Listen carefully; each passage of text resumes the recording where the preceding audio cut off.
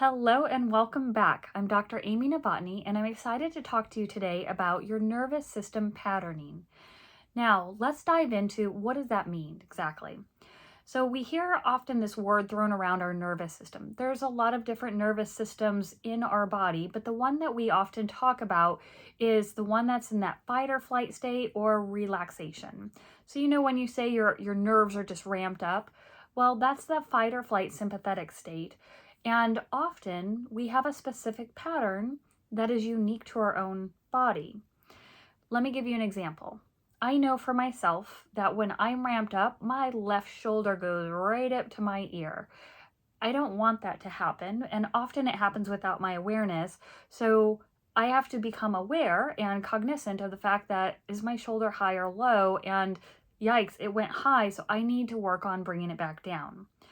Why is that important? Well, if you want to correct and change how your nervous system responds to stressors, you need to know what your own pattern is.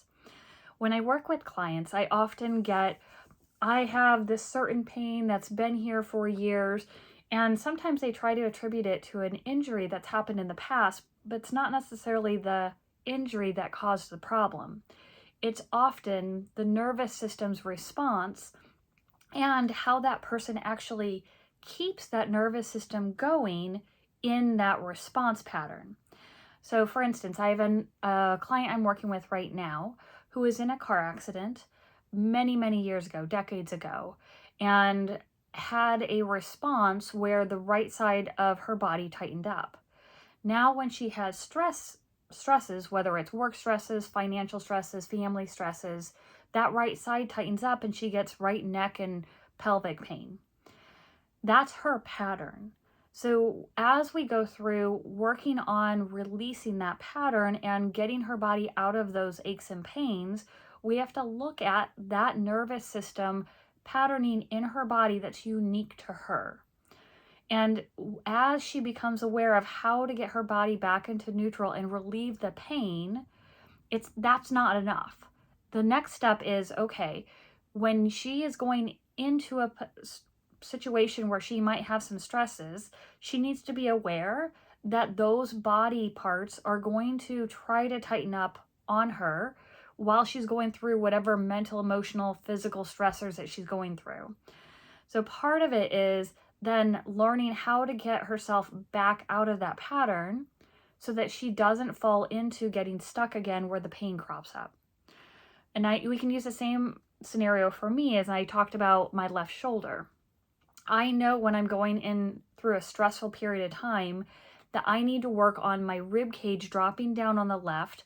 I need to sense certain muscles around my shoulder blade working, my pecs releasing, so this shoulder doesn't kick in and go up in the air right up next to my ear and cause neck pain. I want to make sure that none of that happens.